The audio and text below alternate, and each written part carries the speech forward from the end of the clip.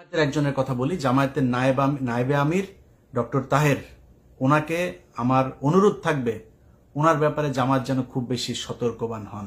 আসসালামু আলাইকুম রহমতুল্লাহ। বাংলাদেশ জামাত ইসলামের ভেরিফাইড ফেসবুক পেজে সেখানে সাংবাদিক ইলিয়াস হোসেন ভাই বাংলাদেশ জামাত ইসলামের একজন নায়েবে আমির আবু তাহেরকে নিয়ে একটা মন্তব্য করেছে, একটা মিথ্যা মন্তব্য করেছে। যে মিথ্যা মন্তব্যের কারণে বাংলাদেশ জামাত ইসলামী প্রতিবাদ করেছে, সাংবাদিক ইলিয়াস হোসেন ভাইয়ের বিরুদ্ধে একটা প্রতিবাদ করেছে। প্রিয় দর্শক, অনেকে অবাক হচ্ছেন যে সাংবাদিক ইলিয়াস হোসেন ভাইয়ের বিরুদ্ধে জামাত ইসলামী তাদের একদম কেন্দ্র পর্যায় থেকে প্রতিবাদ জানালো। তো জামাত ইসলামের সাথে ইলিয়াসের একটা সংঘর্ষ লেগে গেছে। এখন তো আর ইলিয়াসের পক্ষে কেউ থাকলো না। বিএনপির বিরুদ্ধে বললে পারে, জামাতের বিরুদ্ধে কথা বললে পারে, বাংলাদেশে ইলিয়াসের পক্ষে থাকার মতন কোনো লোক নাই, তার ফ্যান ফলোয়ার নাই, কোনো সাপোর্টার নাই। কারণ ইলিয়াসকে এই পর্যন্ত নিয়ে এসেছে জামাত শিবির বিএনপির লোকজনই। এবং এটা আনার পিছনে কারণ ছিল, ইলিয়াসের একটা ক্রেডিট আছে। সে যেহেতু সৎ, যোগ্য এবং নীতিবান একজন মানুষ, সাংবাদিক এবং সত্য কথা সবসময় তুলে ধরেন, এজন্য মানুষ তাকে পছন্দ করে।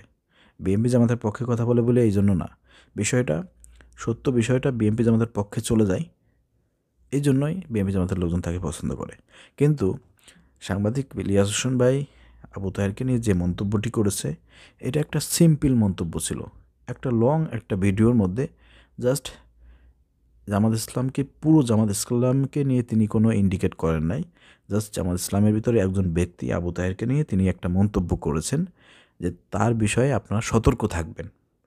এর জন্য যে পুরো জামাত ইসলামকে তিনি বেলেম দিয়েছেন, বিরুদ্ধে কথা বলেছেন, বিষয়টা এরকম না। অনেকে হয়তো তার ভিডিওটা দেখেন নাই, আমি জাস্ট আপনাদেরকে একটু দেখাতে চাই। দেখেন, জামাতের বিরুদ্ধে কিন্তু ইলিয়াসের বক্তব্য না, আপনারা ভুল বুঝবেন না। অনেকে হয়তো জামাতের সাপোর্টাররা, শিবিরের সাপোর্টাররা বুঝতে পারেন যে যেহেতু জামাত ইসলাম তার বিরুদ্ধে একটা প্রতিবাদ করেছে, অর্থাৎ সে মানে জামাতের বিরুদ্ধে কথা বলছে না। এখানে জাস্ট নায়েবে আমির জাস্ট আবু তাহেরকে নিয়ে সে মন্তব্য করেছে, জাস্ট 5 সেকেন্ডের একটা মন্তব্য। তো পুরো একটা বড় ভিডিওর মধ্যে 5 সেকেন্ডের একটা মন্তব্যকে কেন্দ্র করে আপনারা ইলিয়াস ভাইকে জাস্টিফাই করতে পারবেন না, ওইভাবে দোষারোপ করতে পারবেন না। আমরা চলেন প্রথমে একটু দেখব যে আবু তাহেরকে নিয়ে সাংবাদিক ইলিয়াস হোসেন ভাই কী মন্তব্য করেছিল। জামায়াতের একজনের কথা বলি, জামায়াতের নায়েবে আমির ডক্টর তাহের, ওনাকে আমার অনুরোধ থাকবে ওনার ব্যাপারে জামাত যেন খুব বেশি সতর্কবান হন। কারণ এই লোক ভারতের লবিং মেনটেন করেন।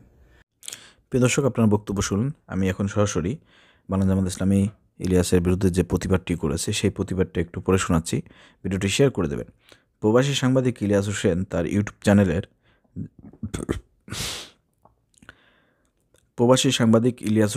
ইউটিউব চ্যানেলে জামাতে ইসলামের নায়েবে আমির ডাক্তার সৈয়দ আবদুল্লাহ মোহাম্মদ তাহের সম্পর্কে যে মন্তব্য করেছেন তার প্রতিবাদ জানিয়ে সংগঠনের কেন্দ্রীয় প্রচার বিভাগের সেক্রেটারি জনাব মতিউর রহমান আকন্দ 15 ডিসেম্বর এক বিবৃতি দিয়েছেন। বিবৃতিতে তিনি বলেন, প্রবাসী সাংবাদিক ইলিয়াস হোসেন তার ইউটিউব চ্যানেলে হাসিব নজরুল মন্ত্রণালয়ের কাজ বাদ দিয়ে ইউটিউবারদের পিছনে দৌড়াচ্ছেন শিরোনামে প্রচারিত ভিডিওর এক জায়গায় জামাত ইসলামের নায়েবে আমির ডাক্তার সৈয়দ আবদুল্লাহ মোহাম্মদ তাহের ভারতের লবিং মেইনটেইন করেন বলে যে মন্তব্য করেছেন তা আদৌ সঠিক নয়। এ ব্যাপারে আমাদের সুস্পষ্ট বক্তব্য হলো, জামাত ইসলামী একটি আদর্শিক দল। জামাত ইসলামের সকল কার্যক্রম প্রকাশ্য। শুধু ডাক্তার সৈয়দ আবদুল্লাহ মোহাম্মদ তাহের নন, জামাত ইসলামের কোনো নেতাকর্মী অন্য কোনো দেশের লবিং মেইনটেইন করে চলে না। জামাতের প্রত্যেক নেতাকর্মী দলীয় আদর্শের ভিত্তিতে পরিচালিত হন।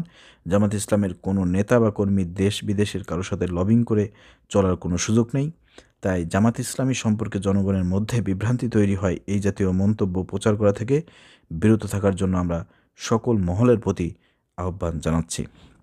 এটা হচ্ছে বাংলাদেশ জামাত ইসলামের সুন্দর ভাষায় সাংবাদিক ইলিয়াস হোসেন ভাইয়ের বক্তব্যের প্রতিবাদ করেছেন। তো আশা করি সাংবাদিক ইলিয়াস হোসেন ভাই এটা বুঝবেন যে জামাত ইসলাম যখন তার কেন্দ্র পর্যায় থেকে আপনার বিরুদ্ধে প্রতিবাদ করেছে এবং এটা প্রতিবাদ করেছে, আপনাকে একটু বুঝতে হবে যে আপনার এখানে ভুল হয়েছে, আপনি রং কথা বলে ফেলেছেন। তো এখানে আমি মনে করি যে এর জন্য সাংবাদিক ইলিয়াস হোসেন ভাইয়ের আরও স্টাডি করা দরকার, গবেষণা করা দরকার, তথ্য প্রমাণের ভিত্তিতে কথা বলা দরকার, যাতে মানুষ তাকে সন্দেহ না করে। সে যে জায়গাটা উঠে এসেছে, যে জায়গাটা অবস্থান করতেছে, ওই জায়গা থেকে কারো বিরুদ্ধে কথা বলতে গেলে অবশ্যই সেইভাবে প্রমাণ নিয়ে আসতে কথা বলতে হবে। আর বিশেষ করে বিএনপির বিরুদ্ধে কথা বলেন, অন্য দলের বিরুদ্ধে কথা বলেন, যাদের বিরুদ্ধে কথা বলেন তাদেরকে মানুষ ওইভাবে বিশ্বাস করে না। কিন্তু জামাতের লোকের বিরুদ্ধে যখন আপনি কথা বলবেন, জামাতের এত বড় পর্যায়ে একজন নেতার বিরুদ্ধে আপনি কথা বলবেন, তখন আপনাকে অবশ্যই প্রমাণ দেখাইতে হবে। কারণ জামাতের ওই পর্যায়ে যাইতে হলে তাকে সৎযোগ্য আদর্শবান হইতে হয়। যেন তেন লোকজন সেখানে ঢুকতে পারে না।